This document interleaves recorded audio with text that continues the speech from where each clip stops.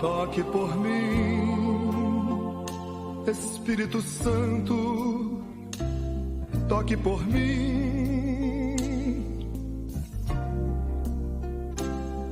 Quando eu tocar os outros, toque por mim. Há sempre alguém sozinho, precisando de um amigo. Toque por mim, Espírito Santo, toque por mim.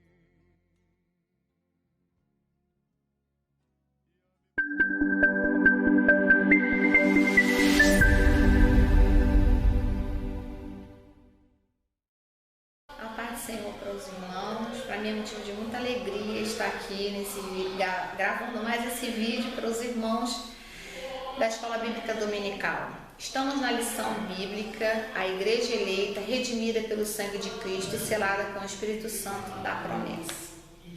Antes de tudo, quero dizer para os irmãos que a saudade é grande, mas a necessidade é maior ainda. Infelizmente ainda estamos separados, mas muito em breve eu acredito que estaremos todos juntos novamente, né, para louvar o nome do Senhor, também para poder brincar com os irmãos, porque os irmãos são a nossa família, né? Nós sentimos falta uns dos outros.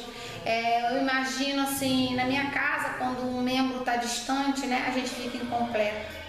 Imagina a distância que nós estamos sentindo dos irmãos, como nós sentimos falta. Há quantos anos congregamos na mesma igreja? Então quero dizer para você nesta noite que está me ouvindo neste dia, né, que o amor do Senhor nos envolva cada dia mais. Quando a gente voltar, a gente possa, né, dar lugar a esse amor. Mas voltando para a lição, vamos lá, nós estamos na lição número 4, né? Dia 26 de abril de 2020. O texto da lição, o título é A Iluminação Espiritual do Crente. Textual. Para que o Deus de nosso Senhor Jesus Cristo, o Pai da Glória, vos dê em seu conhecimento o espírito de sabedoria e de revelação. Efésios capítulo 1, versículo 17. Verdade prática. A vocação do crente inclui a herança de preciosas riquezas conferidas aos eleitos pela grandeza do poder de Deus. A nossa leitura bíblica em classe fica em Efésios, no capítulo 1, do versículo 15 ao 23. Quem não tiver revista pode acompanhar aí na Bíblia. Vamos lá. Pelo que ouvindo eu também a fé que entre vós há no Senhor Jesus e o vosso amor para com todos os santos, não cesso de dar graças a Deus por vós, lembrando-me de vós nas minhas orações, para que o Deus de nosso Senhor Jesus Cristo, o Pai da Glória, vos dê em seu conhecimento o espírito de sabedoria e de revelação, tendo iluminado os olhos do vosso entendimento, para que saibais qual seja a esperança da sua vocação e quais as riquezas da glória da sua herança nos santos, e qual a sobreexcelente grandeza do seu poder, sobre nós, os que cremos, segundo a operação da força do seu poder, que manifestou em Cristo, ressuscitando dos mortos e pondo à sua direita nos céus, acima de todo principado e poder e potestade, domínio e todo nome que se nomeia, não só neste século, mas também no vindouro. E sujeitou todas as coisas aos seus pés, sobre todas as coisas o constituiu como cabeça da igreja, o que é o seu corpo, a plenitude daquele que cumpre tudo em todos. O objetivo geral da lição é esclarecer a dimensão da nossa chamada, as riquezas da herança divina e a grandeza do poder de Deus. Amém? Vamos lá na introdução. Diz assim a revista, né? Ainda no primeiro capítulo, o apóstolo Paulo inicia uma grande sentença a assim dividida a ação de graças, do versículo 15 ao 16, a oração intercessória do 17 ao 19 e confissão de louvor e exaltação do versículo 20 ao 23. Nessa sentença, somos exortados a louvar ao Senhor pela nossa eleição, buscar a iluminação do Espírito para compreender a dimensão de nossa chamada e herança divina, bem como entender a grandeza do poder de nosso Deus. Então vamos lá. Voltando aí na sua leitura bíblica em classe, a gente vai ver que logo nos 2 primeiros versículos, Paulo está fazendo uma ação de graças. A ação de graças é uma oração de agradecimento ao Senhor. Ele tem um coração grato por aquelas pessoas, então ele está fazendo uma oração de agradecimento. É muito importante a gente frisar isso. Ele inicia esse capítulo falando sobre a oração de graças, agradecendo ao Senhor, de agradecimento, um coração grato ao Senhor por tudo que o Senhor tem feito por aquele povo. Do versículo 17 ao 16, ele vai fazer uma intercessão por essas pessoas. Ele vai fazer uma intercessão por aquela igreja. E do versículo 19 ao 23, ele faz um louvor e uma exaltação ao Senhor. Então nós vamos estar estudando sobre isso. O primeiro tópico diz a esperança da vocação e as riquezas da glória. O apóstolo ensina que os salvos precisam ser iluminados para compreender quais são a esperança da vocação e as riquezas da glória da sua herança. Ele faz, vamos dizer assim, porque não tem como a gente compreendermos essa maneira de Deus nos recompensar, essa maneira de Deus colocar tudo à nossa disposição sem a gente ter uma mente transformada.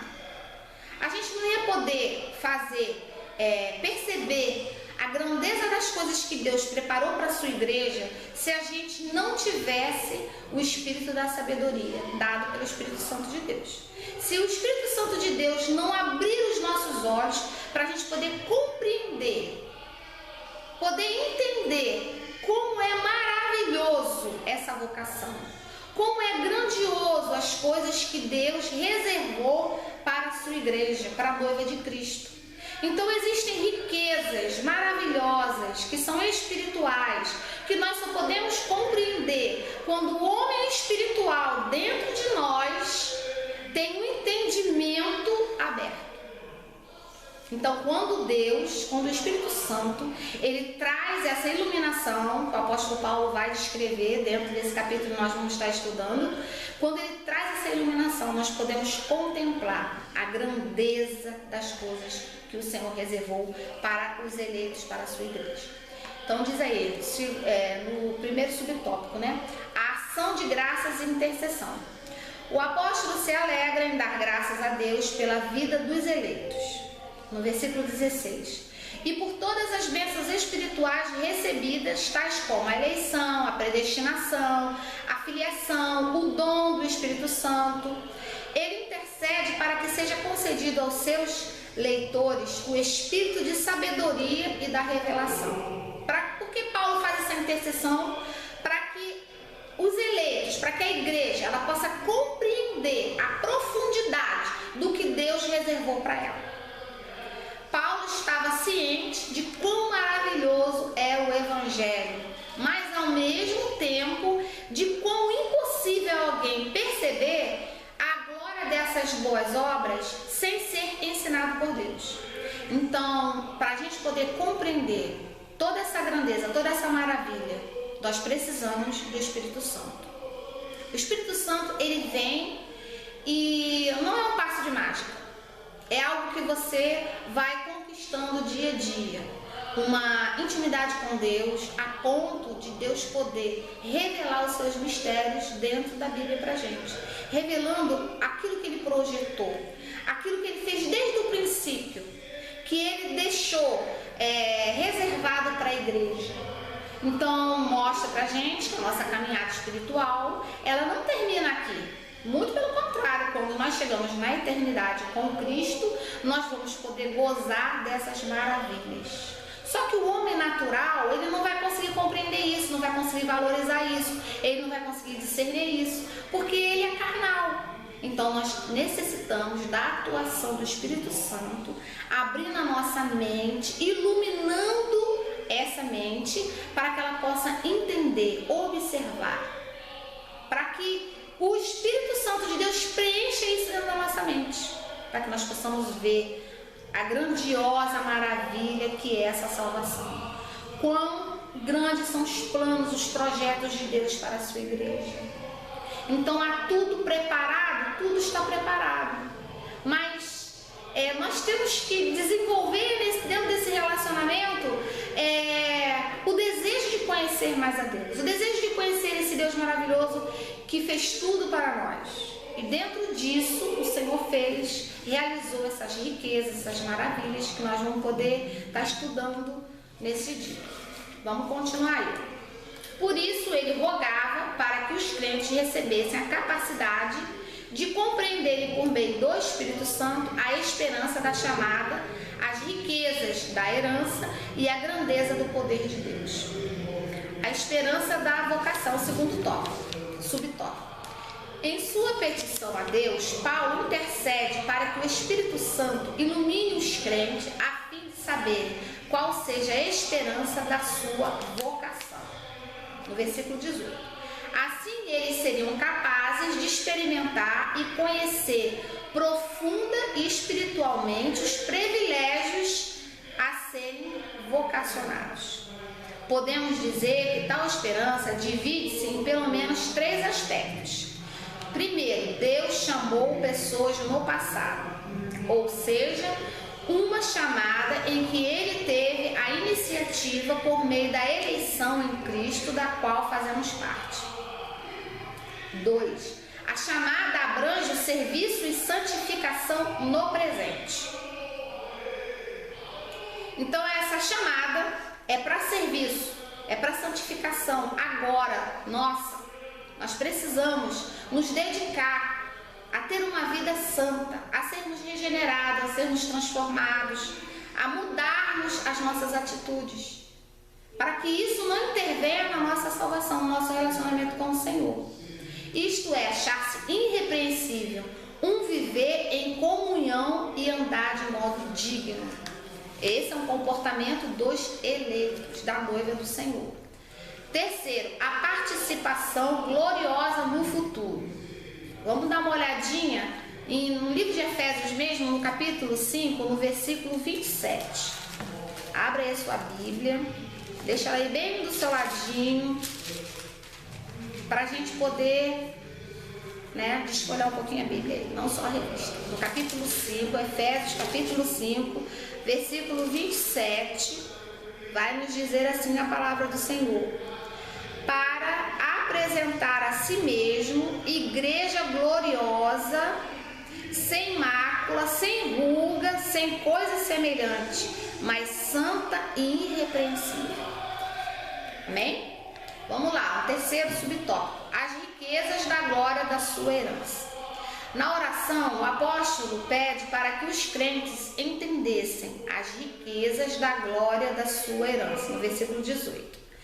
A expressão sua herança enfatiza o que Deus deu aos seus eleitos.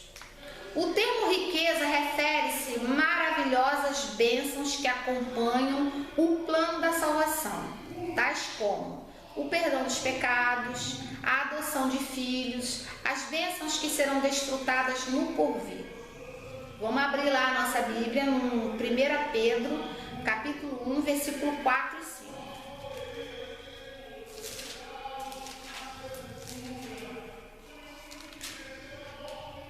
Amém? Todos acharam aí? Vamos lá, diz assim, versículo 4 e 5. Para uma herança incorruptível, incontaminável e que se não pode murchar, guardada nos céus para vós, que mediante a fé estáis guardados na virtude de Deus para a salvação, já prestes para se revelar no último tempo. Então existe um projeto de Deus. Esse projeto está desde o início, está guardado. Não vai murchar, não vai perder a validade. porque Deus, Ele é fiel. Vamos lá. Como, por exemplo, vermos a Deus, a Cristo e o adorarmos. Quer dizer, quando nós chegarmos lá no céu, nós sabemos que nós vamos ter acesso à presença do Senhor. Vamos poder vê-lo face a face. Não vai ser mais pela fé. Amém? Sim, no dia aprazado, os fiéis estarão reunidos nas bodas do Cordeiro. Então os salvos tomarão posse da herança preparada desde a fundação do templo. Como eu falei, a herança, né? O nosso galardão, a nossa recompensa. Aquele dia, ele é um dia que já está fixado por Deus, aonde nós receberemos a nossa herança. Vamos lá no segundo tópico. A sobreexcelente grandeza e força do poder divino. O poder divino é imensurável. Nada pode detê-lo. Em sua carta, Paulo se esmera no esforço de traduzir a grandiosidade e a eficácia desse poder que opera em favor dos crentes. Quero chamar a atenção dos irmãos o seguinte: o poder de Deus. Nós vamos ver que Paulo, ele vai falar aqui, ó, no versículo 19, ele fala assim: e qual a sobreexcelente grandeza do seu poder sobre nós, os que cremos, segundo a operação da força do seu poder. O poder de Deus, nós sabemos que Deus, ele é onipotente. Todo poder está nas mãos do Senhor. Então esse é o Deus que nós servimos. É isso que Paulo, ele enfatiza aqui, que o poder está nas mãos dele. Às vezes nós achamos que Deus se distraiu com alguma coisa, né? Nesse tempo que nós estamos vivendo agora de isolamento social, nós começamos a ter pensamentos, né, coisas, e achamos e vivemos aquilo como se aquilo fosse uma realidade em determinado momento. Só que nós estamos esquecendo, irmãos, que Deus, ele tem todo o poder nas suas mãos. Ele não perdeu o poder, ele não perdeu a direção, ele não se distraiu. A Bíblia vai dizer que ele não tosqueneja, ele não dorme, ele não se cansa, ele não se fadiga. Então, todo o poder, esse Deus onipotente, ele ainda está no controle de tudo. Tudo. Então, essa grandeza, essa força desse poder divino está centralizada em Jesus Cristo. A sobreexcelente grandeza do seu poder. O primeiro subtópico. O apóstolo orou para que os salvos pudessem entender a sobreexcelente grandeza do poder de Deus. Perceba que a palavra sobreexcelente é traduzida do grego uperbalo, que na forma adjetivada significa extraordinário. Já a expressão seguinte, megetos, grandeza, objetiva, enaltecer a magnitude do poder de Deus, que a tudo sobrepuja. O termo dunamis, aqui traduzido por poder, indica feitos miraculosos que requerem força, fora de medida. Logo, a repetição destes três termos indica que apenas o maior de todos os poderes é capaz de realizar a transformação e a salvação do homem, e que somente um poder é tão grande assim, poder que pode operar, concretizar as bênçãos inclusas da esperança, da vocação e nas riquezas da herança. O poder, administrar este poder, está em Deus. Ele pode administrar, ele pode fazer, ele pode mandar, ele pode operar, ele transforma as pessoas, ele tem poder de libertar, ele tem poder de levantar dos mortos. Nós vemos que o Senhor, ele levantou dos mortos, ele venceu a morte, ele tem todo o poder, esse poder extraordinário, esse poder de realizar milagres, só o Senhor tem. Esse poder que nós não podemos dimensionar. A nossa mente não é capaz de compreender o tamanho do poder de Deus. Segundo subtópico, a força do poder divino. Na sentença, segundo a operação da força do seu poder, o apóstolo faz uso de três vocábulos gregos concordes entre si. Primeiro, a palavra operação, que é traduzida de energia. e também significa eficácia, sinalizando a ideia de poder em atividade. Colossenses, no capítulo 1, versículo 29, abra aí sua Bíblia, vamos lá. Diz assim a palavra do Senhor: e para isto também trabalho, combatendo segundo a eficácia que opera em mim poderosamente. Então você veja, irmãos, é o poder de Deus. Nós trabalhamos, nós fazemos, mas é o poder de Deus que realiza coisas. Nós não temos poder. O poder que Deus nos outorga, né, que nos dá como igreja, né, é limitado. Mas o poder que Ele exerce sobre tudo, sobre a natureza, sobre a sua criação, Ele como é que se diz assim, é incalculável. Mas esse poder está nas mãos dEle. Ele domina sobre tudo. Vamos lá. Segundo a expressão força, vem do termo kratos, que traz a ideia de intensidade e finalmente de Deus. A associação desses três conceitos, dessas três manifestações do poder, a associação desses três conceitos revela o poder potencial de Deus, que, inerente à sua natureza divina, opera em favor dos que creem. Para aprofundar essa impressionante descrição, Paulo apresenta três exemplos irrefutáveis da força desse poder, da manifestação desse poder de Deus. A ressurreição de Cristo, quer dizer, Cristo ressurgiu dentre os mortos. Ele venceu a morte. Ninguém tem poder para vencer a morte. Só Cristo. Você vê, irmãos, a natureza de Deus, dessa grandeza de Deus, desse atributo de Deus, que nós tentamos compreender pelo Espírito Santo de Deus. Agora imagina se no Espírito Santo de Deus nós não vamos compreender isso nunca.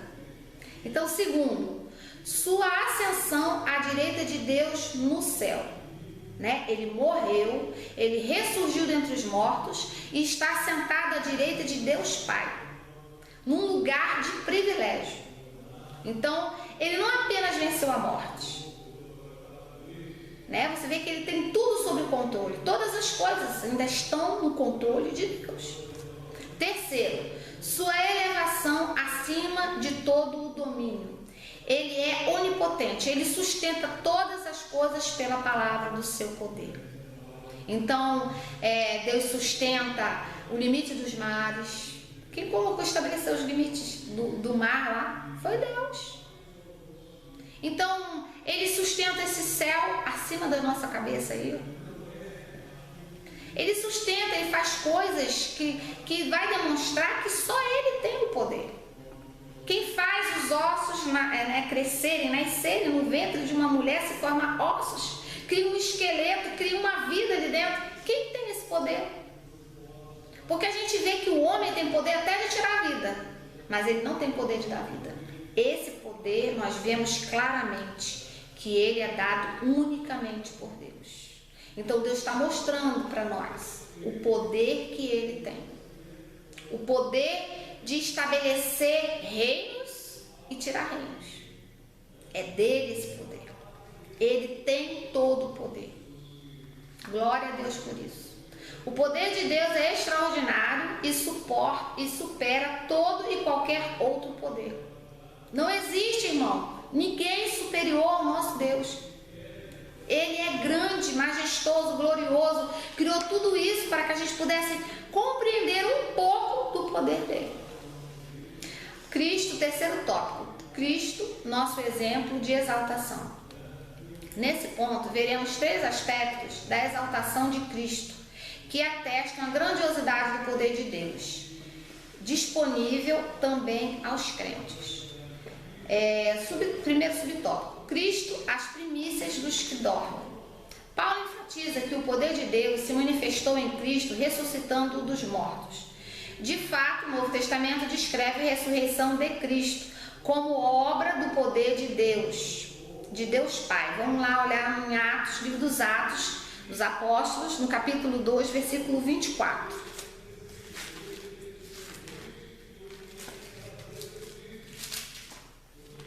Em Atos, capítulo 2, versículo 24.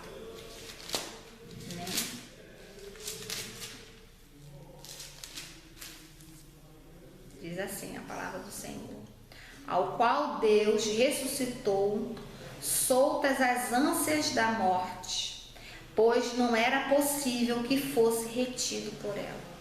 Você vê, Deus Pai, ele deu poder ao Senhor Jesus Cristo, ali naquele instante da morte, onde ele vence a morte, onde ele levanta dos mortos. Ele é o primogênito dos mortos, mostrando, apontando para a igreja, para a eleita, para a noiva de Cristo, de que nós também venceremos a morte. Nós também vamos ressuscitar, nós vamos ressurgir, né? Porque não voltaremos mais a morrer no momento em que nós levantarmos para estar com o Senhor.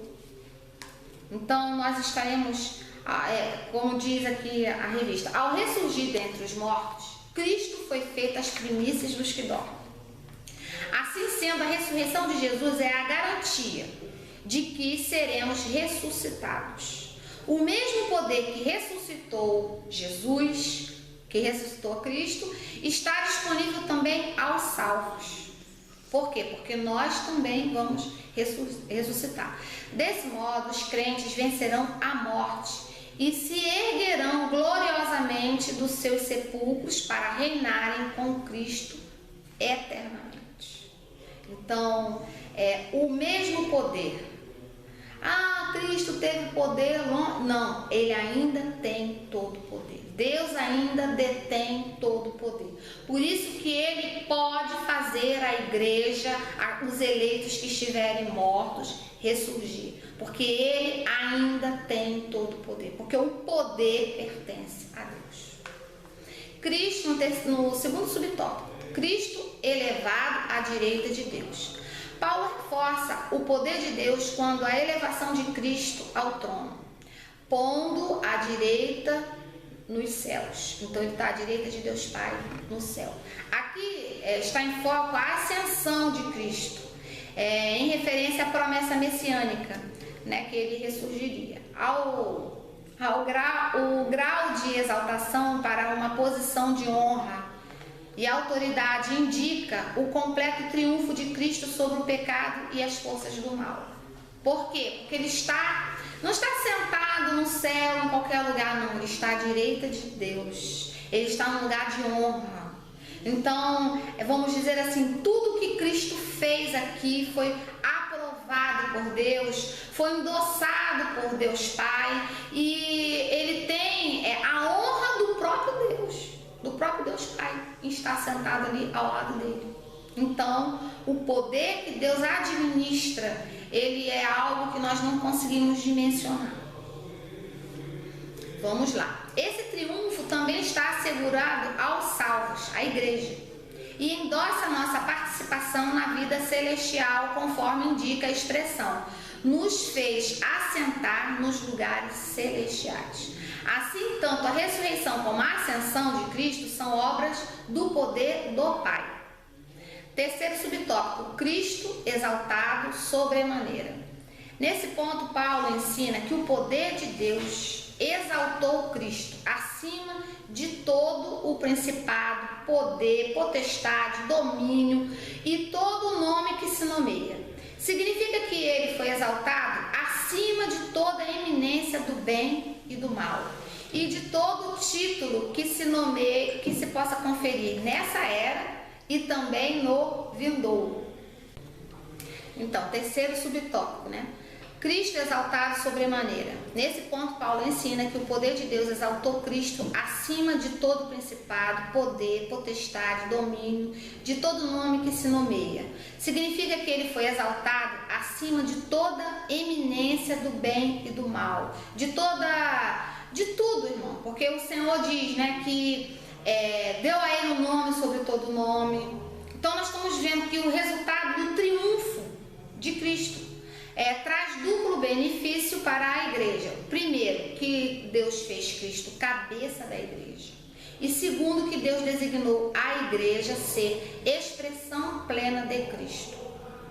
Então isso significa que nenhum poder pode prevalecer contra a igreja do Senhor. Conclusão: embevecido com as bênçãos espirituais, Paulo Paulo mantém a adoração contínua ao eterno Deus, atitude que deve ser seguida por todos os salvos. A compreensão das dádivas da salvação demonstra o excelso valor daquilo que Deus fez por nós. Seus atos poderosos viabilizam a transformação e a glorificação dos que creem. Aleluia! Deus seja louvado, porque Ele criou tudo, fez tudo e mantém tudo sob controle. Ele tem o poder. A honra e a glória seja dada ao nome do Senhor. Eu agradeço aos irmãos que estão nos assistindo e que na próxima lição os irmãos estejam bem atentos, viu? Quem não comprou revista, compra a revista, porque é muito importante a gente continuar no aprendizado dessa revista. Ela é muito rica. Amém? Um beijão para todos, a paz do Senhor.